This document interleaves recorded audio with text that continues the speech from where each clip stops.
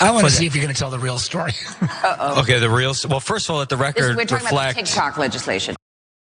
At the Munich Security Conference, Democratic Senator Mark Warner said that he wanted to hear the real story of how TikTok was very briefly banned by the US government.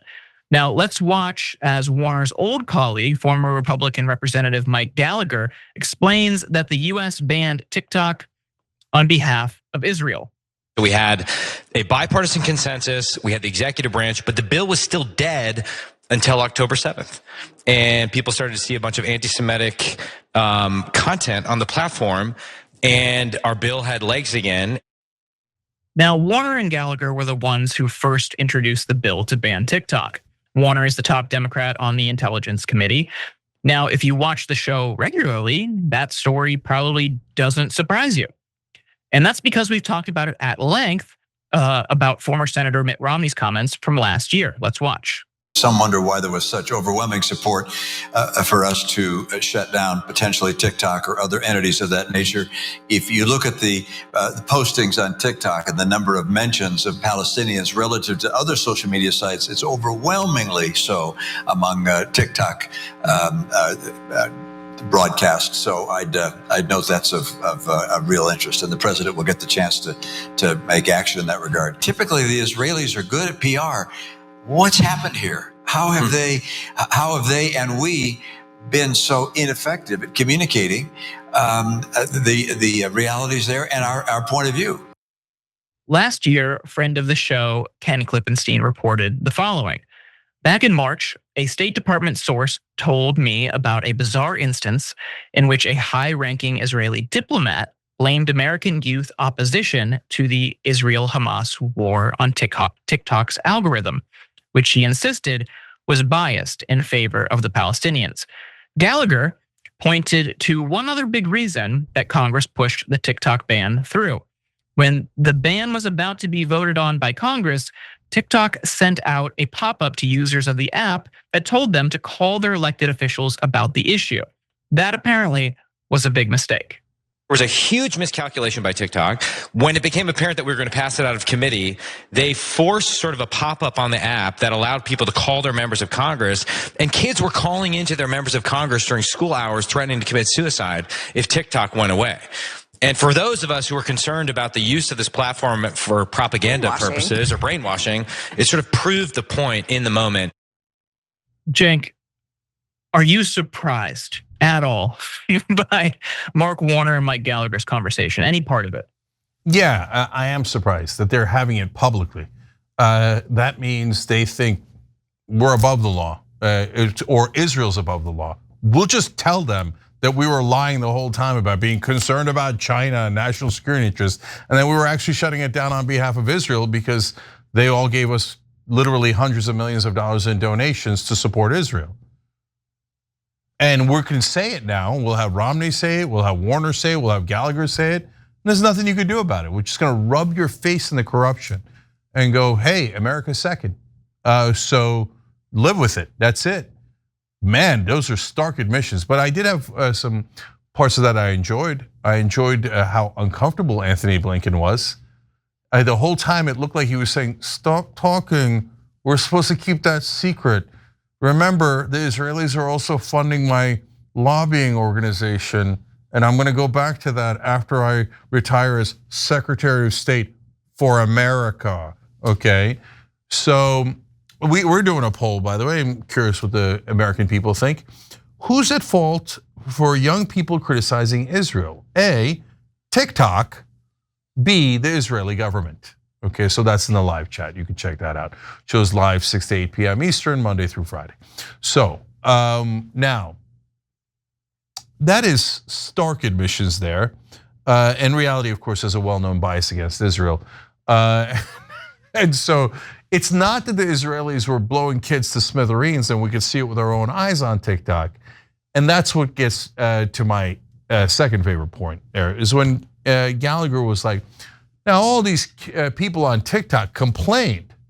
How dare the American people complain to their legislators when we had already accepted the bribes from AIPAC? How dare you?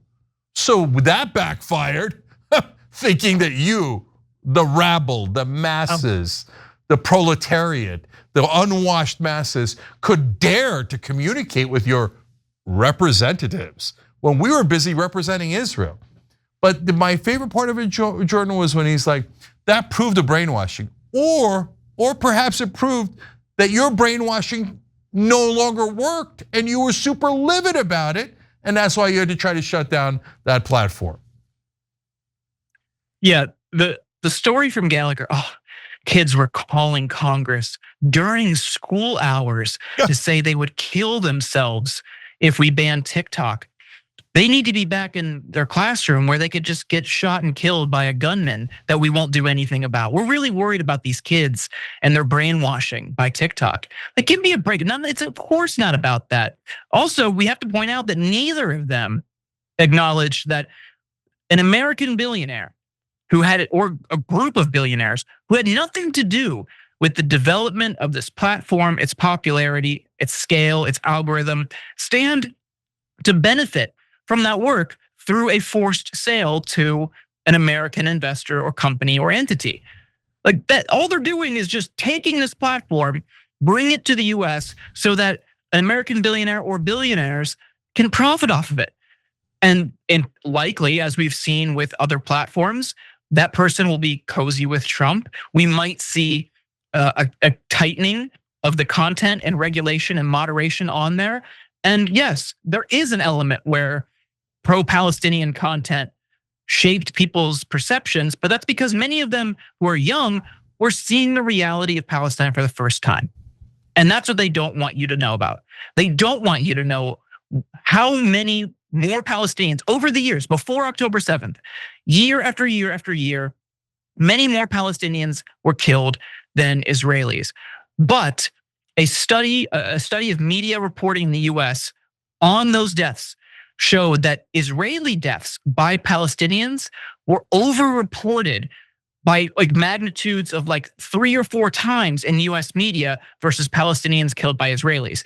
They had been, the United States and the media apparatus here had been totally distorting the reality for past generations. Now, Gen Z, millennials, TikTok users in general, see real-time updates of the reality of life in Gaza and the West Bank. And members of Congress don't want that. Mainstream media my entire life has been nothing but wall-to-wall Israeli propaganda. In this last conflict, they had some good moments where some of the reporters on the ground actually showed the kids who were dying, starving to death, lit on fire, et cetera, et cetera. And so I appreciate that their humanity on the ground when they saw with their own eyes, had them report it in a way that was real and compelling. But outside of that, and Dana Bash is still doing it, and others as well, just cheerleading for Israel's genocide and ethnic cleansing. And so my whole life, the Palestinians are not an occupied people who are oppressed by a giant military. They're the no good terrorists who should be bombed and bombed and bombed and bombed. But no, that's not brainwashing. That's not propaganda. Like if you watched American media my whole life, you would think that the Palestinians were occupying the Israelis. And the Palestinians had a giant military and loved to kill Israelis. And the poor Israelis had never killed any Palestinians or occupied them at all. You would have gotten the exact opposite of what is true. It's not that the Palestinians haven't killed Israelis, it's that the Israelis have killed 10, 20, now in this conflict, 60 times is the number of innocent civilians. Oh no, TikTok, do not tell the truth. The Israelis used to be good at PR, but now they've killed too many children. And the people are finding out. Let's just shut down anything that doesn't agree, and now forget agree, doesn't actively do propaganda for Israel. And have the United States senators admitted in public like dogs. Okay, so one last question I have is, wait, so what are the other platforms doing? If the Israeli lobby is livid over TikTok and they're letting the truth out, then they got no problems with mainstream media. That's been clear, right? Mainstream media, keep going, yes, yes. They're terrorists, they're all terrorists, we can kill them all. It's justified, they had it coming. They had to tell everybody they had it coming, right? They're fine. Wait, how come they're not saying anything about Facebook and all the other social media platforms? Uh-oh. So what I'd like to know, and maybe Ken Klippenstein and other reporters, if however many of them are left in the country, can go around and ask the other platforms, because if Israel's not complaining about you, that means you're already working with them. If Israel's not trying to shut you down, that means you've already complied with whatever rulings the Israeli government has handed to you. So what has the Israeli government demanded of Facebook and other platforms? Good question. I don't know the answer, but that's certainly a good question. Well, want to point out, The Intercept did that story in October. At Meta, they have an Israel policy chief who used to work in the Israeli government, now works at Meta, and was personally flagging posts from Students for Justice in Palestine and other campus and youth-led activism groups for removal. So that's why they're doing it. And to your point, I mean, I know you know that, but specifically, The Intercept already reported that story out.